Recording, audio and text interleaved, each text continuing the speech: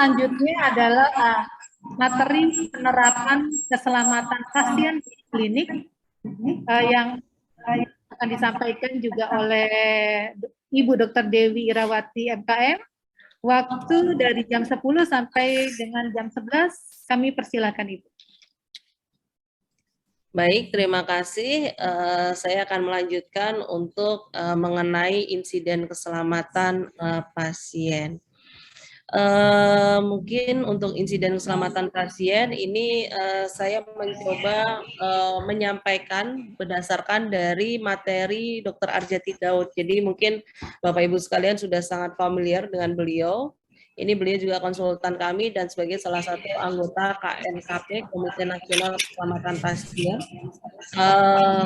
Yang salah satunya adalah sebagai salah satu anggota analisis data pelaporan IKP. Jadi untuk pelaporan IKP secara analisis itu berjenjang. Kita analisis dari tingkat kami, kementerian, dan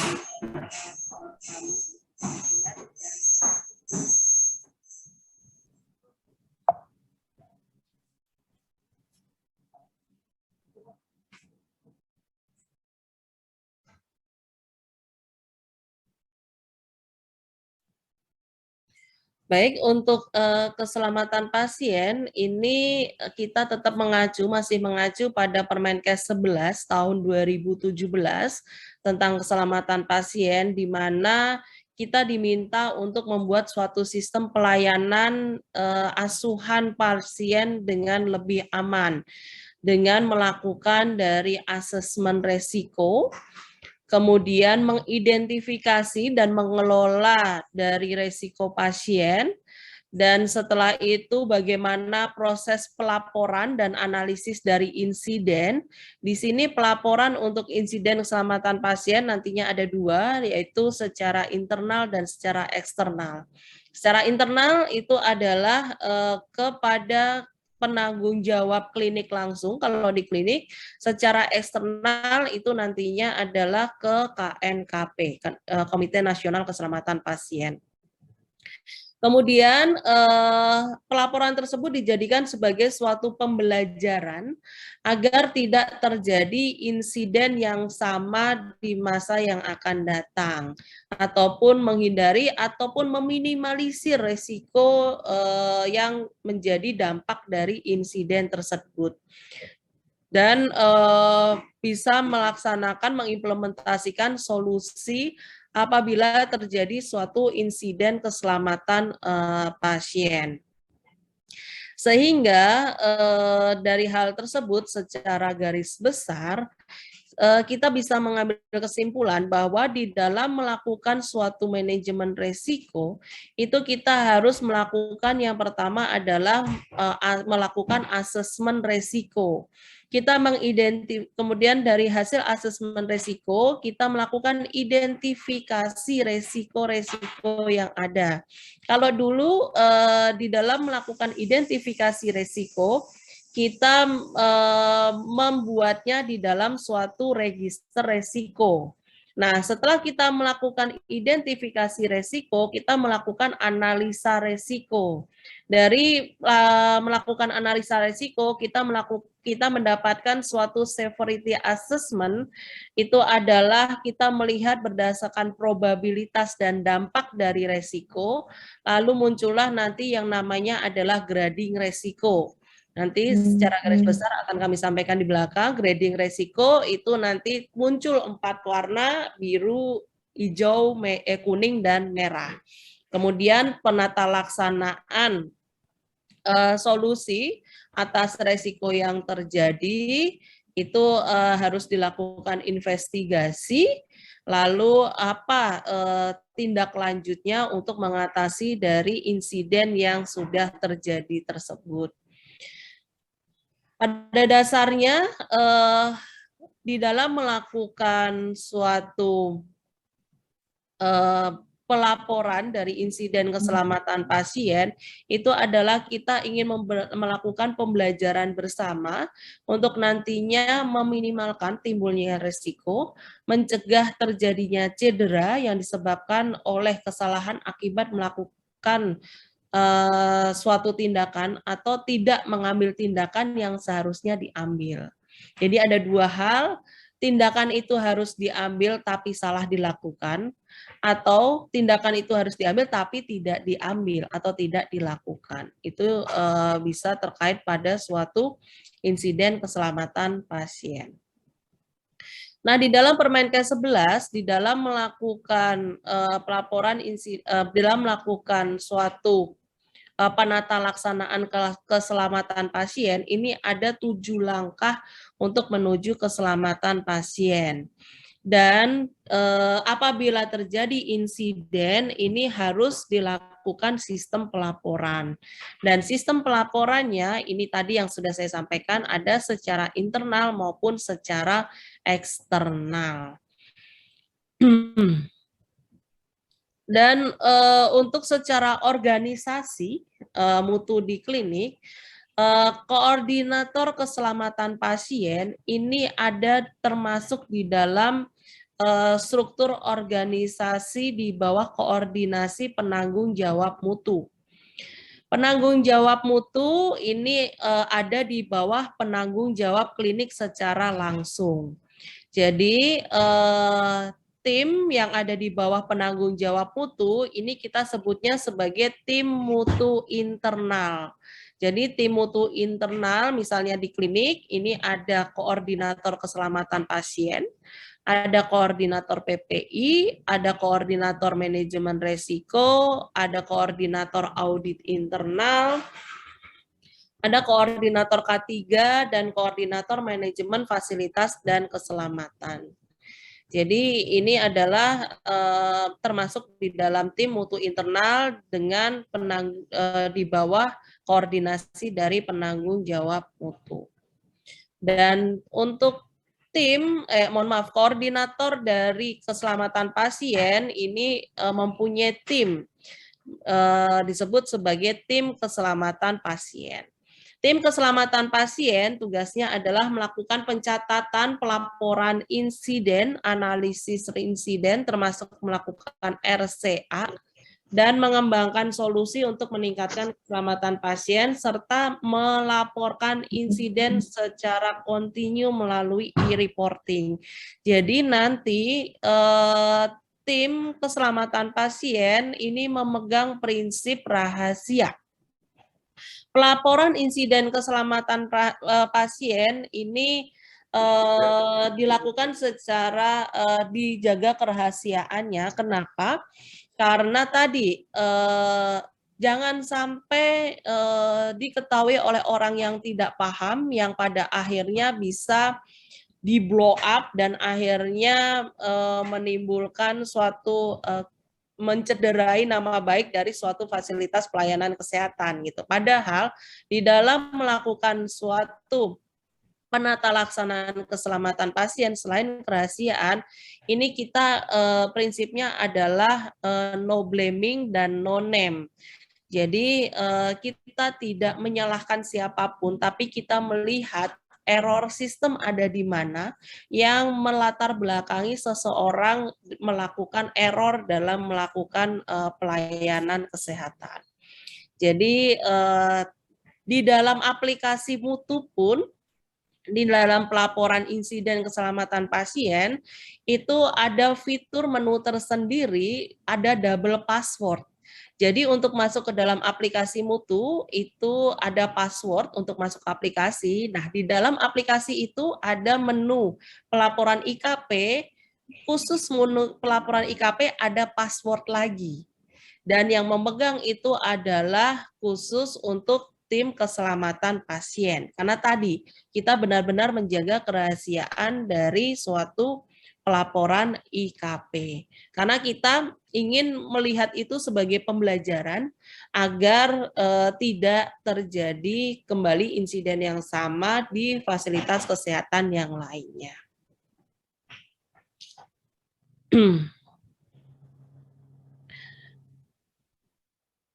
Oke. Di dalam pelaporan IKP tadi yang sudah saya sampaikan, dia rahasia, sifatnya harus dijamin keamanannya, no name, anonim, tanpa identitas, dan tidak mudah diakses oleh orang yang tidak berhak. Dan untuk itu, di dalam pembinaan dan pengawasannya, ini benar-benar dilakukan secara berjenjang dari pemerintah pusat sampai pemerintah daerah, dan masing-masing dari penanggung jawab fasilitas pelayanan kesehatan tersebut. Di dalam pelaporan secara eksternal, itu pelaporannya adalah kepada Komite Nasional Keselamatan Pasien. Komite Nasional Keselamatan Pasien ini adalah suatu komite yang berada di bawah pembinaan dari Direktorat Mutu Pelayanan Kesehatan. Saat ini ketuanya adalah Dr. Bambang Tutuko. Kemudian ada subkomite pengelolaan pelaporan insiden, evaluasi, dan monef implementasi. Ini kebetulan diketahui oleh Dr. Arjati, dan disinilah kami juga berperan di dalam pengelolaan pelaporan insiden tersebut.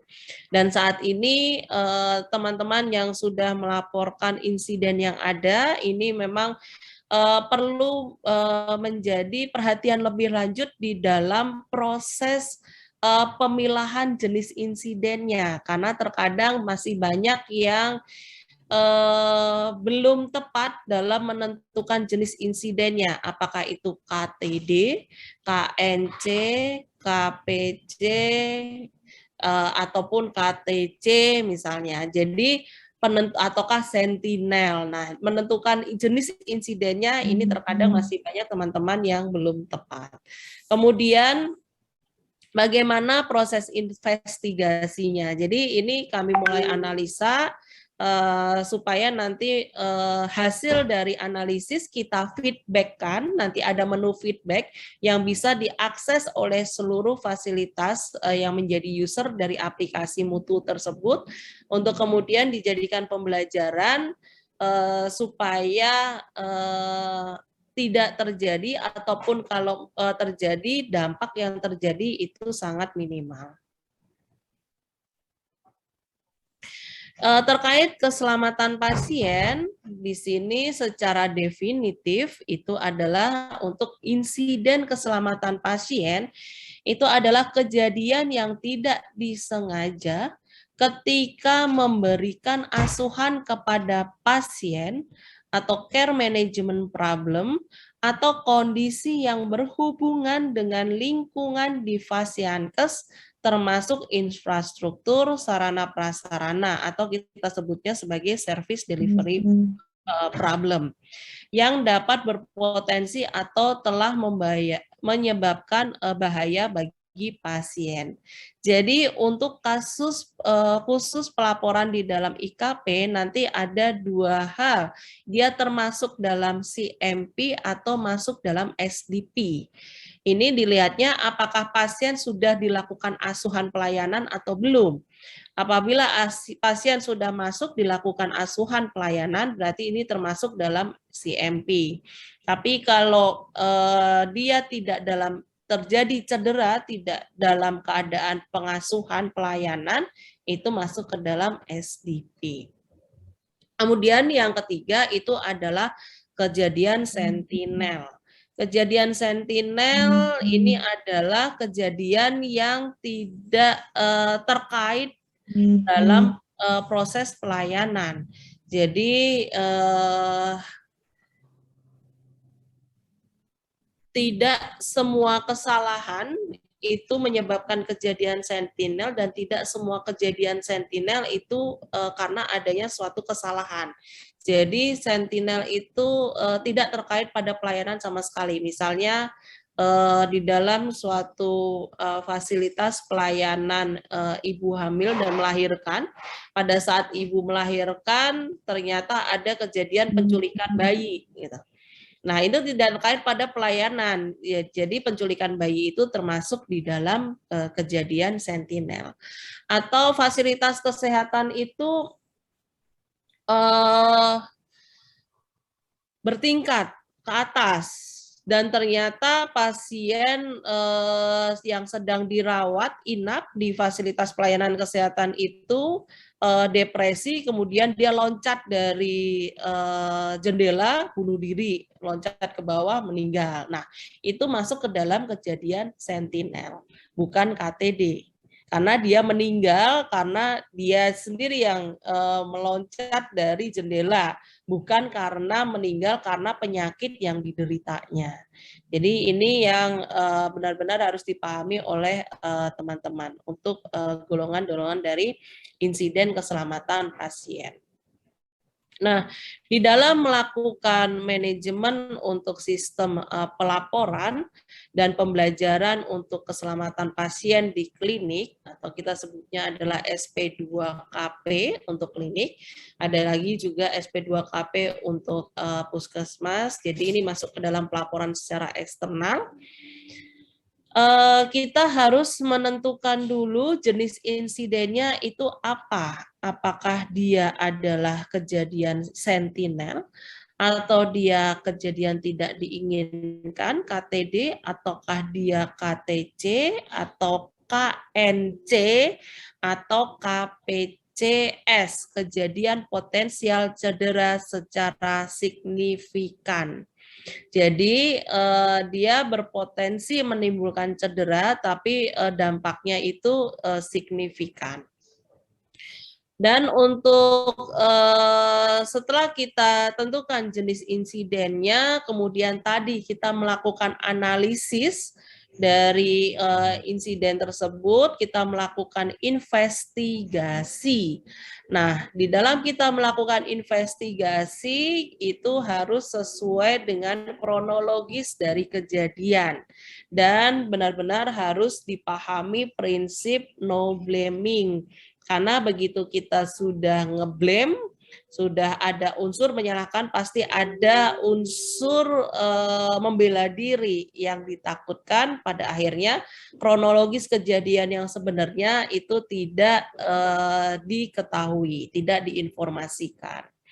Jadi di dalam melakukan investigasi ini kita berdasarkan kronologis, no name, no blame. Kemudian setelah hasil dari investigasi kita melakukan grading.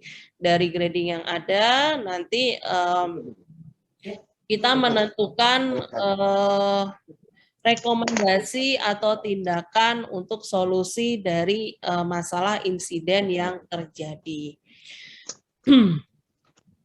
Nah, hal ini tadi yang sudah saya sampaikan, apabila sudah ada sampai rekomendasi dilakukan pelaporan.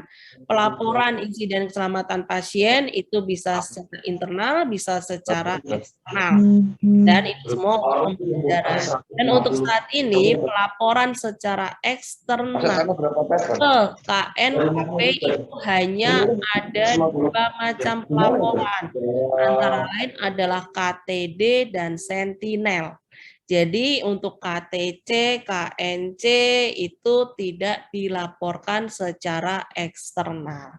Dan seluruh grading, jadi KTD dan sentinel yang ada di seluruh grading, baik dia biru, hijau, kuning maupun merah.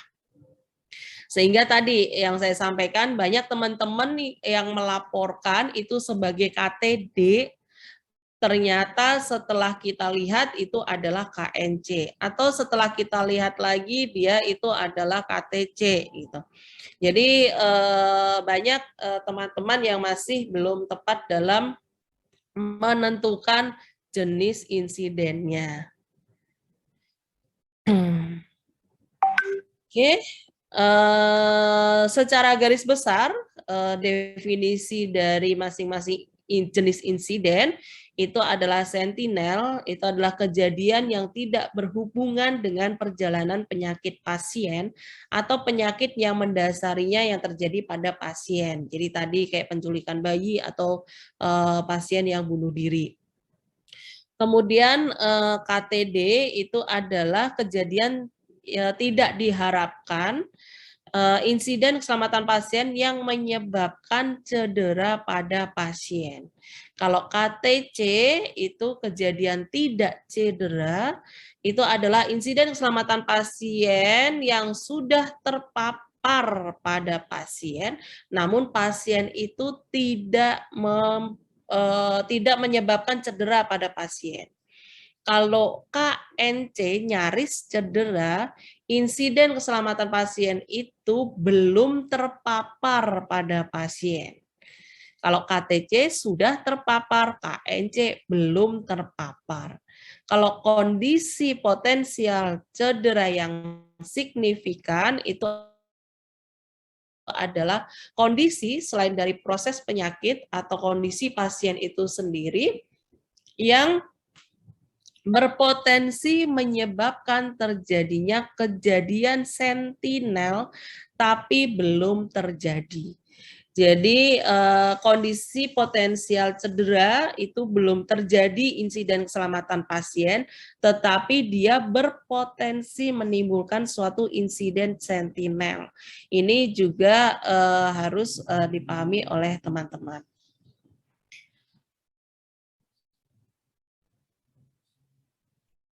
Nah, secara kejadian tadi untuk yang sentinel itu dia tidak berhubungan dari penyakit pada penyakit dari pasien tersebut, namun dia bisa menyebabkan kematian atau cedera permanen atau cedera berat yang bersifat sementara irreversible atau reversible.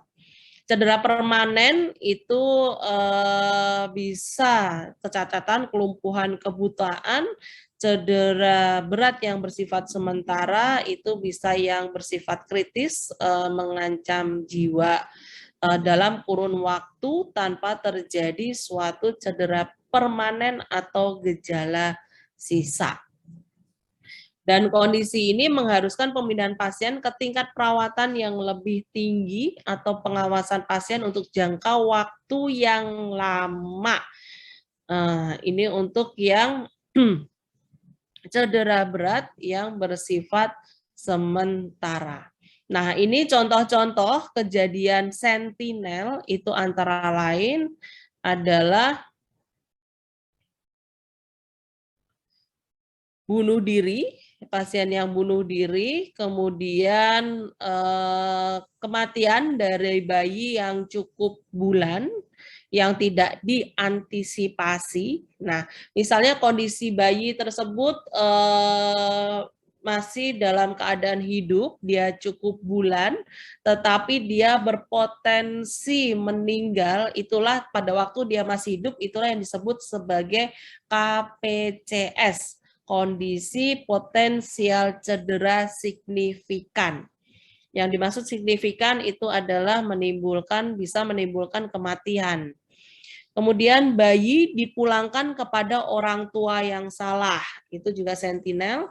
Kemudian penculikan pasien, pasien yang kabur, kemudian pemerkosaan atau kekerasan atau pembunuhan pada pasien. Jadi pasien kondisi sedang dirawat di klinik tapi ternyata diperkosa mungkin oleh pengunjung pasien yang lain atau oleh petugas misalnya. Atau pemerkosaan, kekerasan yang atau pembunuhan anggota staf atau praktisi mandiri berizin atau petugasnya atau pengunjung atau vendor, tetapi itu terjadi di lingkungan klinik, itu juga masuk di dalam kejadian sentinel. Kemudian untuk tindakan invasif termasuk operasi yang dilakukan pada pasien yang salah di sisi yang salah atau menggunakan prosedur yang salah secara tidak sengaja, ini kira-kira kejadiannya kejadian apa? Ini adalah KTD, kejadian tidak diinginkan. Kemudian tertinggalnya benda asing.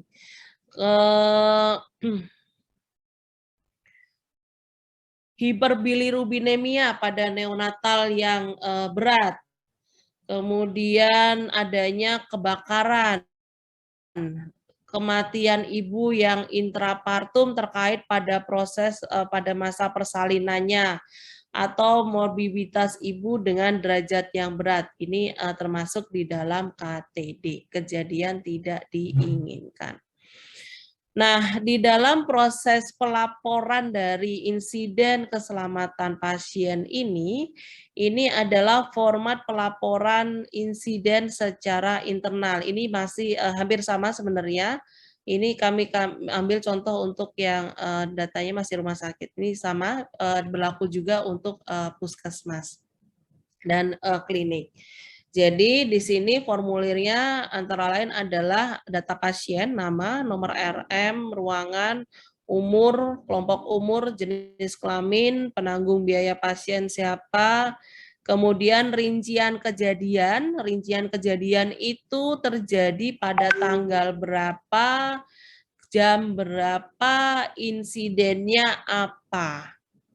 Kemudian kronologis kejadiannya seperti apa. Nah, kronologis ini harus sesuai dengan urutan waktunya. Makanya di dalam melakukan investigasi itu benar-benar harus no blame supaya diketahui kronologis kejadiannya, informasinya didapatkan secara lengkap. Kemudian jenis insidennya masuk kemana? Apakah KNC, KTC, KTD, atau sentinel? Insiden terjadi pada saat dilakukan pelayanan apa? Di sini. Atau kalau tidak ada di sini, pelayanannya apa? Kemudian dampaknya apa? Menimbulkan kematiankah atau cedera reversible, irreversible, atau cedera ringan atau tidak ada cedera. Kemudian probabilitasnya dari sangat jarang itu terjadi dalam kurun waktu lebih dari 5 tahun, itu terjadi hanya 1 kali. Atau jarang dalam kurun waktu lebih dari kurang dari 2 sampai 5 tahun itu hanya terjadi 1 kali. Mungkin itu dalam kurun waktu 1 sampai 2 tahun hanya terjadi 1 kali, sering itu beberapa kali dalam 1 tahun, sangat sering tiap minggu terjadi insiden. Kemudian siapa yang menemukan, yang melaporkan insiden? Apakah karyawan, atau pasien, atau keluarga, atau pendamping pasien, atau pengunjung dari klinik? Insiden itu terjadi pada pasien di mana? Apakah dirawat inap, atau rawat jalan, atau UGD, atau unit pelayanan yang lainnya. Tempat terjadinya insiden ada di dalam gedung atau di luar gedung. Kemudian unit pelayanan yang terkait penyebab terjadinya insiden ada di mana? Apakah rawat jalan, rawat inap, lab, radiologi, ataukah fisioterapi, kamar operasi, dan sebagainya. Nah, tindak lanjut yang sudah dilakukan segera setelah kejadian insiden itu ditemukan apa? Dan hasilnya apa setelah dilakukan tindakan tersebut? Misalnya pasien pada waktu dilakukan pelayanan, pengasuhan pelayanan pada waktu akan ke bed untuk dilakukan pemeriksaan fisik, misalnya ternyata dia terpeleset jatuh. Nah, pada saat diketahui pasien itu jatuh, lalu apa yang dilakukan? Apakah langsung dilakukan pemeriksaan kira-kira apakah terjadi cedera atau patah tulang atau dan sebagainya? Lalu apabila ditemukan suatu kelainan tersebut, apakah langsung misalnya kalau ada ditemukan patah, misalnya difiksasi atau tidak, hasilnya seperti apa. Kemudian tindakan itu dilakukan oleh siapa? Apakah tim atau dokter atau perawat atau bidan atau petugas yang lainnya.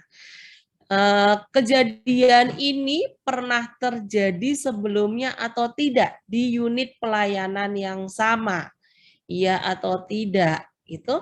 Kemudian siapa yang membuat pelaporannya, ini namanya siapa, penerima laporannya siapa, penerima laporannya berarti adalah tim keselamatan pasien, ini di paraf. Tanggal pelaporannya kapan, tanggal diterimanya kapan, dan disertai dengan grading resikonya. Apakah dia biru, hijau, kuning, ataupun merah. Nah, di dalam yang bertanggung jawab membuat pelaporan dari insiden itu siapa? Yang membuat pelaporan adalah staf dari Fasiankes atau kalau di sini klinik yang pertama menemukan kejadian atau menemukan insiden, kemudian atau staf yang terlibat pada insiden tersebut. Jadi dia melaporkan. Ingat tadi ada prinsip no blame. Jadi bukan berarti kemudian dia yang terlibat kemudian dilakukan blaming gitu ya. Jadi yang melaporkan itu ada dua, atau apakah staf yang menemukan kejadian atau staf yang terlibat langsung menjadi penyebab dari kejadian tersebut. Nah, secara alur pelaporannya ini di unit ditemukan adanya suatu insiden, kemudian dari insiden itu setelah ditemukan dilakukan pelaporan insiden dalam kurun waktu tidak boleh lebih dari 48 jam. Itu langsung dilakukan pelaporan kepada penanggung jawab dari unit pelayanan yang terkait pada insiden tersebut. Kemudian dari insiden yang ada dilakukan grading. Apakah dia masuk ke area biru, hijau, kuning, ataupun merah. Kalau dia masuk di dalam gradingnya itu adalah biru atau hijau, itu dilakukan investigasi sederhana sesuai dengan SOP. Kalau dia gradingnya adalah kuning atau merah, itu dilakukan RCA. Apabila dilakukan RCA, berarti langsung dilakukan reporting dari unit pelayanan yang terkait insiden tersebut ke PJ Mutu. Kemudian dari PJ Mutu setelah menerima pelaporan yang ada, dia melakukan analisis atau regrading. Benar enggak ini gradingnya adalah kuning atau merah? Kemudian setelah dia melakukan analisa, hasil regrading, dia melakukan analisa, dia menyusun rekomendasi alternatif untuk solusi dari insiden yang sudah terjadi, hasil dari seluruh dari investigasi, kemudian rekomendasi, bagaimana solusinya, dia laporkan kepada kepala klinik. Nah, apabila dia masuk di dalam KTD atau sentinel, selain dilaporkan kepada kepala klinik, dilaporkan juga ke KNKP secara eksternal. Tapi kalau dia bukan KTD atau sentinel, cukup berhenti sampai di pelaporan internal di kepala klinik. Oke, secara alur untuk investigasi tadi, laporan yang ada dilengkapi. Ini adalah proses reportingnya. Kemudian hasil laporan tadi kan disampaikan kepada kepala unit pelayanan yang terkait terjadinya insiden tersebut. Kemudian setelah kita dilakukan pemeriksaan, dilakukan grade analisis, kemudian grading, lalu hasil gradingnya ada 4 kemungkinan, biru, hijau, kuning, dan merah. Kalau biru dan hijau ini dilakukan investigasi sederhana. Dilakukan investigasi sederhana untuk yang biru itu adalah dilakukan dalam kurun waktu 1 minggu, hijau dilakukan dalam kurun waktu 2 minggu. Kemudian dilaporkan kepada PJ mutu. Kalau dia gradingnya merah dan ataupun kuning, itu dilakukan RCA, root cause analysis. Maksimal itu selesai dilakukan investigasi dalam kurun waktu 45 hari. Dan dilaporkan ke PJ mutu. Jadi hasil dari pelaporan tersebut setelah dilakukan analisis, kemudian dilakukan rekomendasi perbaikan, dan kemudian dilakukan feedback ke masing-masing unit pelayanan untuk sebagai pembelajaran. Jadi dibikin suatu tren analisis. Apa yang harus dilakukan supaya insiden yang ada tidak kembali terjadi, ataupun kalau terjadi itu dengan dampak yang sangat minimal. Nah, apa itu risk grading matrix? Ini kita melihat dari 2 hal, yaitu memetakan risiko berdasarkan probabilitas atau frekuensi dari insiden itu terjadi, dan melihat dari dampak atau konsekuensi dari insiden tersebut. Nah, setelah kita melihat dari probabilitas, ini ada 5 level, dari sangat jarang, mungkin sering, dan sangat sering. Kemudian untuk dampak, ini juga ada 5 level, dari tidak ada cedera, sampai menimbulkan cedera ringan, minor, moderate, sampai katastrofik yang menimbulkan kematian. Nah, 2 hal ini dilakukan pengukuran, kemudian dilihat. Dapatlah 3 hal, 3 leveling dari grading resiko, antara lain biru, hijau, kuning, dan merah. Misalnya kejadian itu sering terjadi, pasien jatuh terpeleset, misalnya pada saat dilakukan asuhan di poli umum misalnya. 5. Kemudian dampaknya apa? Ternyata tidak menimbulkan cedera pada pasien, berarti dia gradingnya hijau. Kalau gradingnya hijau, berarti cukup dilakukan investigasi sederhana. Tidak perlu dilakukan RCA. Tadi, bagaimana tindak lanjutnya masing-masing grading? Kalau dia biru, itu dan hijau, ini dilakukan investigasi sederhana. Kalau dia kuning dan merah, itu dilakukan analisis secara segera, dan dicari apa rekomendasi untuk penyelesaiannya, dan langsung dilakukan pelaporannya baik secara internal maupun secara eksternal.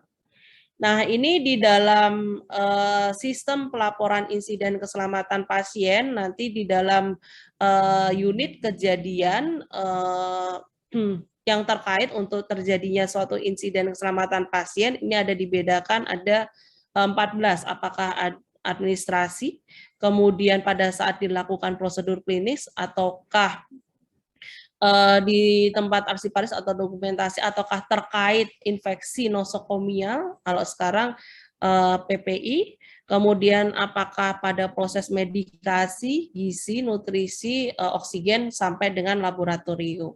Nah, di sini ini contohnya, nanti kalau sudah masuk di dalam sistem pelaporan IKP, ini akan langsung secara pilihan. Jadi masuk kemana? Misalnya administrasi klinik, dia subtipe isinya ada di mana? Di prosesnya kah, atau CMP-nya atau SDP-nya? Di CMP-nya itu berarti dia terjadinya di masalah ini. Kalau di SDP-nya, service delivery, ini berarti dia masalahnya ada di sini. Nah, ini tinggal teman-teman dilihat berdasarkan investigasi yang dilakukan. Jadi di masing-masing tipe insiden ini 1 sampai 14 ini dilihat dia apakah dia terkait pada CMP atau terkait pada STP, Care Management Problem atau Service Delivery Problem. Proses atau masalahnya. Oke, jadi secara garis besar yang apa yang jangan dilakukan dan harus dilakukan, jadi jangan melaporkan insiden lebih dari 48 jam, jangan menunda reporting dari insiden dengan alasan di follow up dulu atau belum ditandatangani atau belum proses tanda tangan gitu ya. Kemudian jangan menambah-nambahkan dalam catatan medis pada waktu investigasi. Jadi di dalam kita mencari kronologis kejadian harus sesuai kejadian yang ada. Jangan berasumsi, jangan nambah-nambahin kejadian, gitu ya. Kemudian jangan ditaruh di dalam rekam medik dari pasien karena tadi rahasia.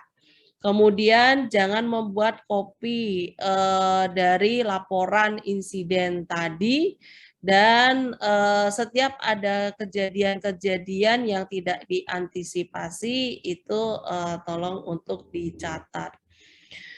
Dan terkait dengan sasaran keselamatan pasien, ini ada 6 SKP, itu 6 sasaran keselamatan pasien, antara lain identifikasi pasien dengan benar, kemudian meningkatkan komunikasi yang efektif, meningkatkan keamanan obat-obatan yang harus diwaspadai, kepastian tepat sisi, tepat prosedur, tepat pasien operasi, kemudian mengurangi resiko pasien akibat perawatan kesehatan, dan mengurangi resiko cedera pasien. Jadi, di masing-masing di dalam 6 SKP ini diimplementasikan di masing-masing unit pelayanan. Belum tentu dalam satu unit pelayanan itu mengimplementasikan 6 SKP. Bisa misalnya di dalam satu unit pelayanan itu hanya 1 SKP. Misalnya di registrasi itu SKP-nya yang berlaku hanya 1. Dia hanya bisa dilakukan identifikasi pasien dengan benar misalnya. Kemudian untuk yang SKP pertama, identifikasi pasien dengan benar dilakukan dengan menggunakan minimal 2 identitas yang tidak pernah berubah. Antara lain nama pasien, nomor rekam medik, kemudian tanggal lahir, jangan umur. Kalau umur berubah tiap tahun. Kemudian kapan dilakukan identifikasi pasien dengan benar itu adalah pada saat dilakukan sebelum melakukan pelayanan, sebelum memberikan pelayanan, sebelum melakukan prosedur diagnostik atau sebelum melakukan tindakan. Sebelum dilakukan pemberian obat dan sebelum dilakukan pemberian diet makanan. Jadi misalnya di farmasi sebelum obat diberikan itu ditanya untuk siapa nama pasiennya, kemudian tanggal lahir pasien itu tanggal berapa, apabila memang benar tepat baru obatnya diberikan kepada pasien yang bersangkutan. Ataupun misalnya secara sederhana sekarang yang banyak terjadi pemeriksaan PCR gitu. Sebelum dilakukan pengambilan spesimen dari hidung, itu tentunya harus ditanya dulu pasien tersebut namanya siapa, tanggal lahirnya berapa. Supaya tidak terjadi kesalahan identitas dari pasien. Jangan sampai hasil dari spesimen tersebut ternyata salah pasien, bukan milik pasien yang seharusnya. Kemudian identifikasi pasien ini dilakukan bisa juga pada situasi-situasi khusus. Misalnya pada pasien yang bayi baru lahir yang tidak segera diberi nama, kemudian pasien pada saat terjadi darurat bencana atau saat digunakan dalam pelabelan.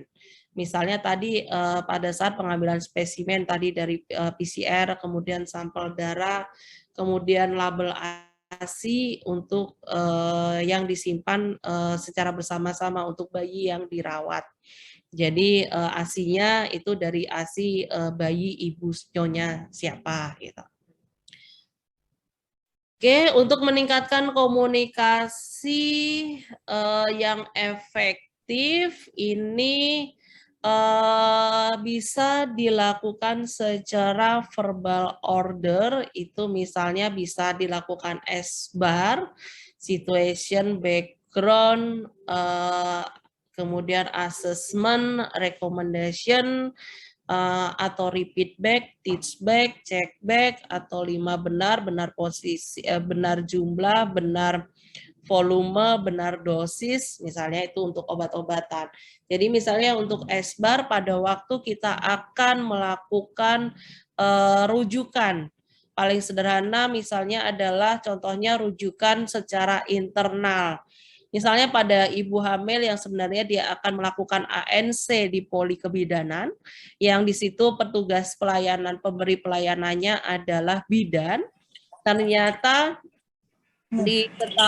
ditemukan bahwa ibu tersebut hipertensi atau tensinya tinggi. Nah, pada waktu diidentifikasi dari kondisi pasien tersebut, ibu hamil tersebut tentunya dari poli kebidanan harus konsulkan, dirujuk ke poli umum di dalam klinik yang sama. Nah, pada waktu dilakukan rujukan, itu tentunya supaya tidak terjadi cedera, itu harus dilakukan SBAR. Jadi tidak hanya ibu hamil yang dia ditemukan ternyata tensinya tinggi, kemudian harus dirujuk ke poli umum, dia hanya dikasih selembar rekomendasi rujukan, kemudian si ibu silakan Bu ke poli umum karena tekanan darahnya tinggi, harus dilihat lebih lanjut oleh dokter yang ada di poli umum. Kemudian si ibu tersebut datang sendiri, keluar dari poli kebidanan, masuk ke poli umum. Ternyata sampai ke poli umumnya penuh, antriannya banyak, ruang tunggunya, tempat duduknya sudah tidak ada yang kosong. Si ibu hanya memberikan rekomendasi rujukannya ke perawat yang ada di poli umum. Setelah itu oleh perawatnya disuruh menunggu sesuai dengan antrian sambil berdiri karena tidak ada tempat duduk, lalu terjadilah insiden keselamatan pasien, ibu tersebut pingsan di depan poli umum. Nah, supaya tidak terjadi, apa yang harus dilakukan? Ibu tersebut diantarkan ke poli umum sambil ada serah terima pasien, dilakukan SBAR. Pasien dengan kondisi kehamilan keberapa, pada usia berapa minggu, dengan kondisi tanda-tanda vital, tensi nadi, suhu sekian, dengan kondisi umum, bla bla bla bla. Dan perawat yang menerima itu mengetahui kondisi resiko dari ibu tersebut, kemudian didahulukan, diprioritaskan untuk langsung ditangani di poli umum, terhindarilah yang namanya suatu insiden keselamatan pasien. Jadi inilah fungsi dari komunikasi efektif. Oke, jadi komunikasi yang efektif tadi kapan dilakukan? Bisa saat serah terima pasien atau saat petugas melaporkan kondisi pasien kepada dokter penanggung jawab pelayanan. Kemudian dicatat instruksinya di formulir yang terintegrasi. Jadi untuk yang komunikasi efektif, yang TBK, tulis baca konfirmasi kembali, ini adalah bisa pada saat petugas menerima instruksi secara verbal. Jadi seperti kita akan melakukan konsul dari pasien yang ada, kita mendapatkan instruksi dari dokter konsulen, instruksinya apa, kita tulis, kemudian yang kita tulis kita bacakan kembali, kemudian dikonfirmasi oleh dokter konsulen tersebut. Jadi TBAK, tulis, baca, konfirmasi kembali. Kemudian saat petugas menerima laporan hasil tes kritis atau hasil lab kritis atau pemeriksaan sito, diberikan stempel kalau sudah ada konfirmasi kembali, sudah dilakukan TBAK, kemudian dokter konsulennya atau dokter penanggung jawab pelayanannya itu memberikan paraf keesok hariannya pada saat dia melakukan visit. Jadi dia memberikan komitmen konfirmasi bahwa dia sudah mengkonfirmasi apa yang dibacakan ulang oleh petugas yang menerima instruksi. Kemudian untuk obat-obatan yang perlu diwaspadai terkait pada SKP ketiga, meningkatnya keamanan obat yang perlu diwaspadai itu antara lain adalah dilakukan LASA pada saat penyimpanan obat-obatan, look alike, sort alike, ataupun dilakukan norum yang ucapannya mirip, rupanya mirip. Atau obat-obat dengan resiko tinggi, high alert, atau obat-obat yang kadaluarsa dilakukan penyimpanan obat-obatan dengan cara FIFO, first in, first out. Ini misalnya adalah untuk look alike, sound alike. Ini biasanya alinamin, ini dopamin, warnanya sama. Kalau dijejerkan, bersisian, dempet, ini pada waktu dibutuhkan pada kondisi misalnya terburu-buru, bisa-bisa salah mengambil. Sudah salah mengambil, misalnya butuhnya dopamin, diambilnya alinamin, kemudian nggak dilihat lagi, langsung diberikan kepada pasien, bisa terjadi cedera, terjadilah insiden keselamatan pasien atau KTD. Atau ini epinefrin, vitamin K, ini juga sama. Tramadol sama bentamisin. Furosemid sama diazepam. Ini hampir sama. Jadi diharapkan dengan look alike, sound alike, ini look alike, dilakukan pemisahan pada saat penyimpanan obat-obatan tersebut. Kemudian prosedur tepat tepat prosedur, kemudian tepat pasien pada saat dilakukan proses tindakan. Ini adalah biasa dilakukan pada protokol umum atau universal protokol, dilakukan untuk pencegahan salah sisi, salah prosedur, dan salah pasien pembedahan. Ini antara lain adalah sign in, sign out, dan time out.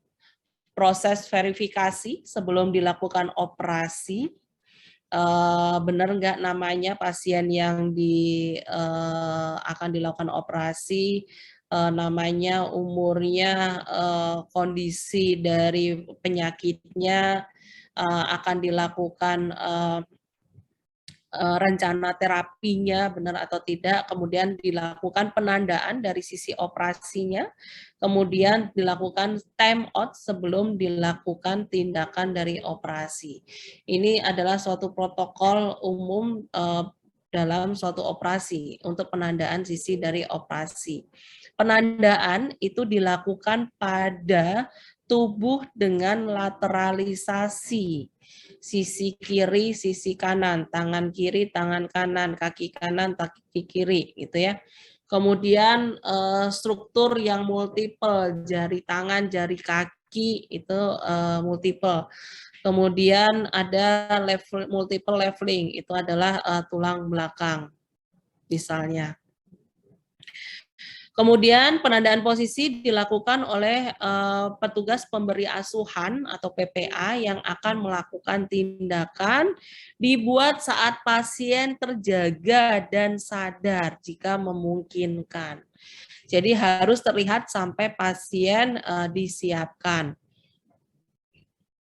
Dan penandaan ini biasanya menggunakan bulatan, jangan X. Takutnya X itu diartikan sebagai dilarang dilakukan di sini. Jadi biasanya dilakukan sign-nya itu adalah bulatan dan harus seragam atau konsisten. Jangan nanti dokter A pakai bulatan, dokter B pakai kotak gitu ya. Ada yang segitiga dan sebagainya. Jadi harus konsisten dan dilakukan oleh seluruh petugas pemberi asuhan. Nah, tadi protokol umumnya itu adalah sign in. Secara verbal memeriksa apakah identitas pasien telah dikonfirmasi. Namanya, identitas, nama, tanggal lahir, kemudian kondisi umum dari pasien, rencana asuhan yang akan diberikan, kemudian sisi operasinya itu sudah benar atau tidak, apakah sudah ditandai atau belum. Kemudian time out itu adalah dilakukan sebelum dilakukan tindakan. Identitas pasien sudah benar atau belum. Kemudian prosedur yang akan dilakukan tindakannya apakah sudah sesuai, sisi yang akan dilakukan tindakan sudah ditandain itu adalah apakah sudah sesuai dengan apa yang akan dilakukan tindakan. Seluruh petugas yang ada, baik dokter sampai ke perawat yang akan melakukan tindakan secara tim itu sudah hadir atau belum. Kemudian di dalam time out ini apabila memang sudah seluruhnya terkonfirmasi ada, baru langsung dilakukan mulai tindakan, dilakukan pencatatan mulai jam berapa, tanggal berapa. Kemudian sign out itu adalah dilakukan sebelum pasien melakukan meninggalkan ruangan setelah dilakukan tindakan. Jadi di dalam sign out itu dilakukan pencatatan nama tindakan dari tersebut. Kalau operasi, kalau invasif tindakannya apa. Kemudian dicatat kelengkapan perhitungan instrumen, kasa, jarum itu masih lengkap atau tidak. Kemudian pelabelan spesimen itu sudah dilakukan atau belum seluruhnya, sudah dilakukan pelabelan atau belum, label dibacakan dengan jelas sesuai dengan identitas dari pasien yang terkait. Kemudian apabila ada masalah, misalnya tadi guntingnya ada yang kurang, nah ini harus segera dicari, jangan sampai guntingnya ada yang ketinggalan di badan dari pasien misalnya. Nah, untuk protokol umum ini di dalam standar akreditasi puskesmas terkait yang primer yang tidak melakukan tindakan operasi mayor, hanya tindakan minor di unit kegawatan darurat, itu untuk protokol umum ini yang berlaku hanya fase time out saja untuk sistem keselamatan pasiennya. Jadi tidak diberlakukan untuk sign in dan sign out. Jadi hanya time out saja, dilihat apakah benar dari identitas pasien tersebut, kemudian prosedur yang akan dilakukan itu sudah sesuai dengan kondisi penyakit dari pasien, apakah sudah dilakukan penandaan sisi, tim yang akan melakukan tindakan itu apakah sudah hadir semuanya atau belum. Ini sesuai dengan protokol umum di dalam WHO. Jadi sign in before induction of anesthesia, kemudian time out, sign out before patient leave operating room. Ini adalah instrumen checklistnya. Kemudian untuk pengurangan risiko infeksi terkait dengan hand hygiene, ini nanti akan secara lengkap diberikan oleh Bu Tanti nanti di dalam PPI, jadi saya tidak menerangkan lebih lanjut terkait dengan hand hygiene. Kemudian untuk mengurangi risiko cedera karena jatuh, ini secara garis besar dilakukan screening, awalnya itu adalah bisa dilakukan screening secara visual pada unit pelayanan yang akan bertemu langsung dengan pasien untuk pertama kalinya, jadi di unit pendaftaran. Dari unit pendaftaran itu sudah ada tim yang akan melakukan screening kepada pasien yang datang. Kira-kira pasien yang datang itu dalam kondisi sehat, datang dengan tegap, jalan dengan badan yang tegap, ataukah pasien datang dengan jalan dibantu, tertatih-tatih, kondisi pucat, lemas, jalannya diseret, ataukah pasien datang dengan jalannya dibantu pakai alat bantu jalan, ataukah dia jalan dengan dibopong, ataukah dia jalan dibantu orang lain yang membantu dia jalan. Jadi pada dasarnya adalah dilihat apakah pasien yang datang itu mempunyai resiko jatuh atau tidak. Apabila pasien yang datang mempunyai resiko jatuh, maka petugas screening secara visual di pintu pertama itu harus segera melakukan pertolongan pertama. Jadi misalnya dia jalan dalam kondisi tadi dibantu jalannya pucat, lemas, maka mungkin langsung diberikan kursi roda untuk membantu pasien itu mendapatkan pelayanan pertolongan secara cepat. Ataukah kalau dia sehat, jalan secara tegap masuk ke klinik, ya berarti dia tidak mempunyai resiko untuk jatuh. Kemudian untuk dirawat inap, untuk pasien resiko jatuh, ini ada 2 tools, itu antara lain dengan Humpty Dumpty dan dengan Morse. Morse itu untuk dewasa, Humpty Dumpty itu untuk yang anak-anak. Ini adalah contoh untuk instrumen dengan skala Morse. Dilihat apakah dia mempunyai riwayat jatuh, ataukah dia ada diagnosis sekunder, kemudian dia apakah bed rest atau dibantu perawat, atau dia pada waktu dia berjalan dia membutuhkan penyangga, kemudian apakah dia terpasang evilen, cara berjalan atau berpindah tempatnya normal, atau dia lemah atau keterbatasan, status mentalnya itu seperti apa, kemudian scoringnya, skalanya itu misalnya 1A nilainya 0, kalau dia 1B nilainya 25. Kalau misalnya ini adalah 5A berarti nilainya 0, 5B nilainya 10, 5C nilainya 20, dan itu secara berkala dilakukan scoring di tiap harinya. Karena kondisi pasien rawat inap itu akan berubah, apakah berubah dubia et bonum atau et malam, berubah mengarah ke baik atau mengarah ke keburukan. Hasil dari penilaian resiko tersebut untuk Morse, kalau penjumlahannya scoringnya 0 sampai 12, 24 itu tidak ada resiko, 25 sampai 50 resikonya rendah, kemudian scoringnya lebih dari 51 dia resikonya tinggi. Sama pun dengan Humpty Dumpty, ini bedanya adalah resiko yang dipergunakan untuk pasien anak-anak. Ini dari umurnya berapa, kemudian jenis kelamin, apakah ada gangguan kognitif atau tidak, kemudian faktor lingkungannya seperti apa, respon terhadap operasi atau obat penenang atau efek anestesi, responnya berapa lama, gitu. Kemudian penggunaan obatnya, dia ada penggunaan obat sedatif atau tidak. Kemudian hasil dari scoring ini dijumlahkan. Apabila hasilnya 7 sampai 11 itu resiko rendah, lebih dari 12 resikonya tinggi. Demikian secara garis besar untuk bagaimana kita melakukan manajemen di dalam keselamatan pasien dari sisi asesmen resiko, kemudian investigasi, analisis dari apabila terjadi insiden keselamatan pasien sampai ke pelaporan, baik pelaporan secara internal maupun secara eksternal.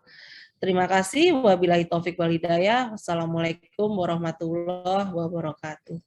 Waalaikumsalam warahmatullahi wabarakatuh. Terima kasih Ibu Dewi atas pemaparannya yang luar biasa dan sangat jelas. Baik, masih ada waktu untuk kita ke pertanyaan. Jika ada yang mau bertanya, silakan untuk raise hand atau silakan tulis di chat. Kebetulan ini Ibu Dewi ada yang bertanya melalui chat.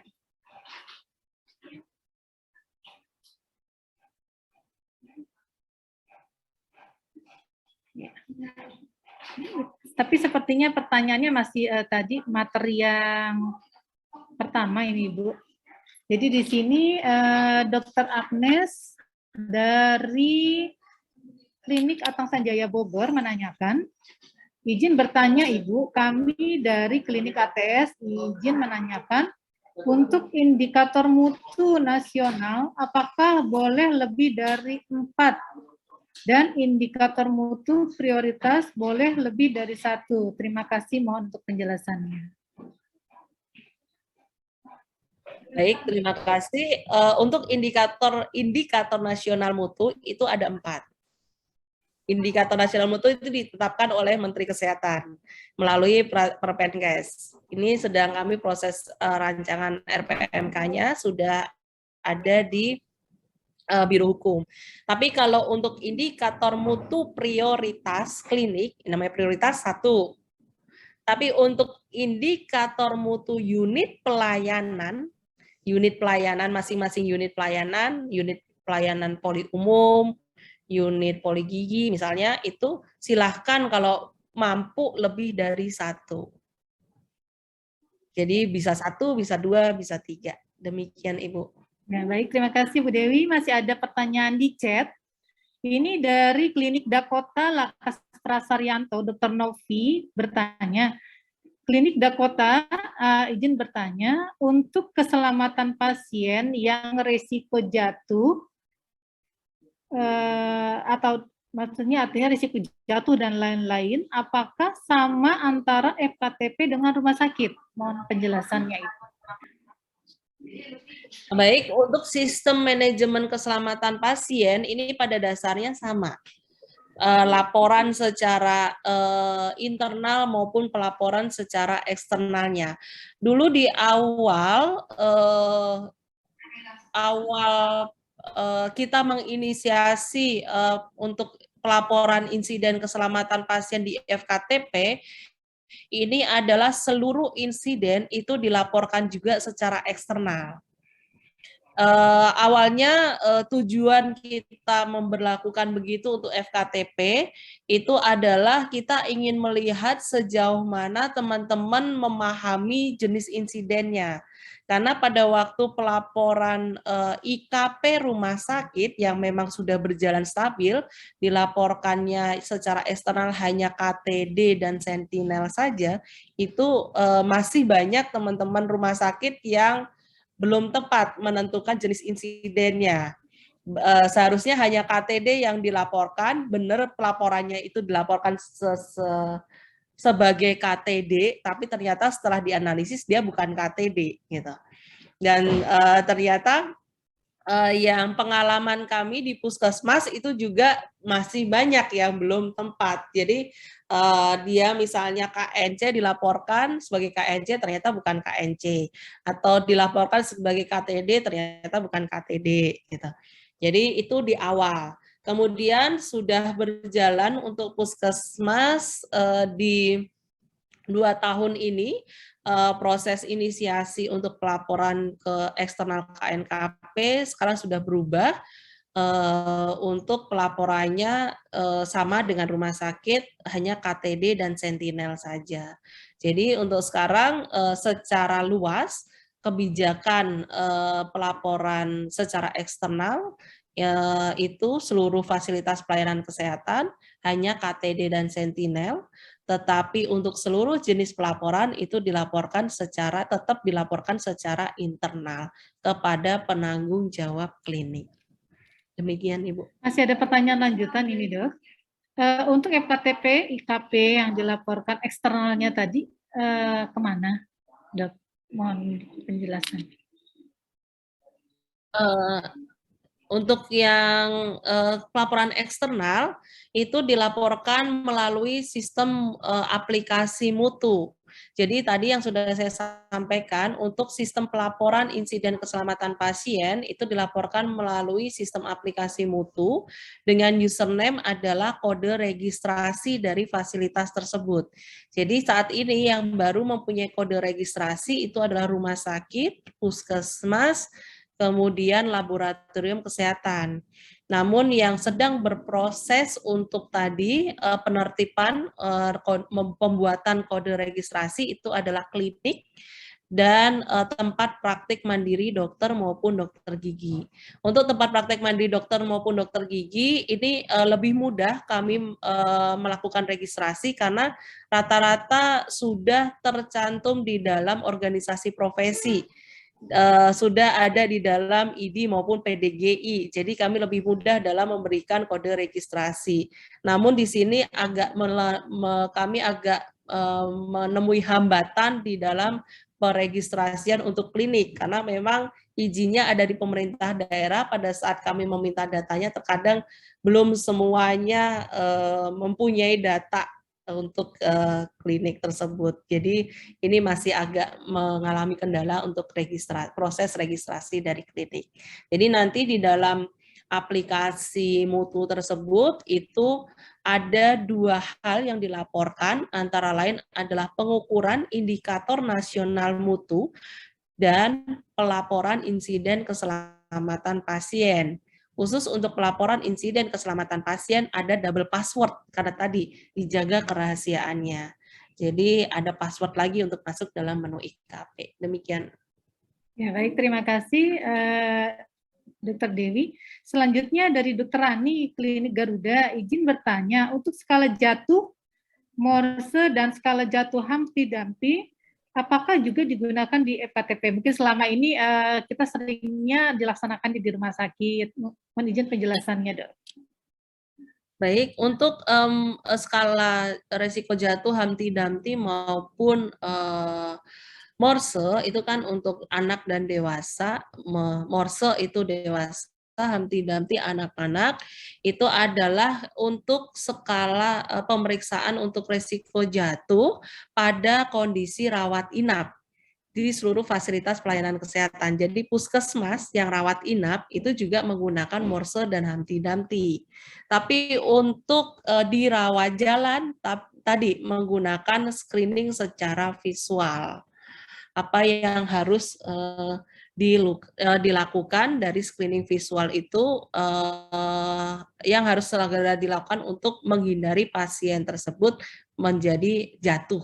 Jadi kita harus melihat kira-kira pasien yang datang ini mempunyai resiko jatuh atau tidak. Demikian. Ya, baik, terima kasih Dr. Dewi. Selanjutnya dari Dr. Ani. Dr. Ani, Klinik Garuda juga ini. Mohon izin bertanya, dokter, untuk pasien resiko jatuh saat ditemukan oleh petugas untuk di pelayanan klinik, apakah diberikan penandaan pasien resiko jatuh? Terima kasih. Mungkin ini pertanyaan terakhir karena mengingat waktunya sudah habis. Silakan, Dr. Mungkin tadi saya tambahkan instrumen untuk resiko jatuh di rawat jalan ada lagi stand up and get up. Jadi ada suatu instrumen pasien diminta untuk berjalan dengan jangka waktu 30 meter, saya lupa. Jadi nanti pada waktu berjalan pasien itu kondisinya seperti berapa lama dia mampu menempuh dari jarak A ke jarak B tersebut, itu ada skala penilaiannya. Dia mempunyai resiko jatuh atau tidak. Kemudian untuk resiko pasien resiko jatuh saat ditemukan oleh petugas di pelayanan, apakah diberikan penandaan pasien resiko jatuh? Oh, enggak. Jadi penandaan hanya diberikan pada lokasi pasien yang akan dilakukan tindakan. Jadi misalnya paling sederhana itu adalah tindakan yang akan dilakukan di poli gigi. Setelah dilakukan cek, sebenarnya adalah akan dilakukan tindakan pada M3 kanan bawah misalnya. Ternyata pada waktu akan dilakukan terapi, M3 kanan atas itu M2 kanan bawah itu juga mempunyai kondisi yang hampir sama. Ternyata dan akhirnya yang dicabut M2 kanan bawah misalnya begitu. Padahal seharusnya yang akan dicabut M3 kanan bawah. Nah, kan harusnya dilakukan penandaan seperti apa, dokter gigi yang lebih tahu mungkin penandaannya bagaimana, atau terjadi laserasi misalnya di di tangan atau di kaki atau di tubuh dari pasien, itulah yang dilakukan penandaan. Kalau untuk yang resiko jatuh itu penandaan itu adalah penandaan pasien tersebut mempunyai resiko jatuh atau tidak, biasanya diberikan gelang. Kalau resiko jatuh gelangnya warnanya orange. Kalau sama dengan kalau penandaan pada jenis kelamin dari pasien, kalau bayi perempuan pink, bayi laki-laki biru, pada gelangnya misalnya begitu. Jadi perbedaan perbedaan model penandaan. Kalau di resiko jatuh memakai gelang penandaannya. Pasien itu mempunyai resiko untuk jatuh. Demikian. Baik, terima kasih Dr. Dewi atas penjelasannya, baik pemaparannya maupun pertanyaan-pertanyaan yang diajukan oleh peserta workshop.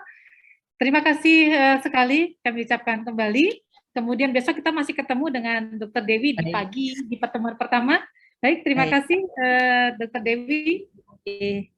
Terima kasih Ibu, Bapak Ibu sekalian. Saya mohon maaf apabila dalam menyampaikan ada yang belum dipahami atau ada yang belum berkenan di hati Bapak Ibu sekalian. Kita bertemu besok dengan bab 2 dengan saya. Sepertinya Bu Tanti sudah siap.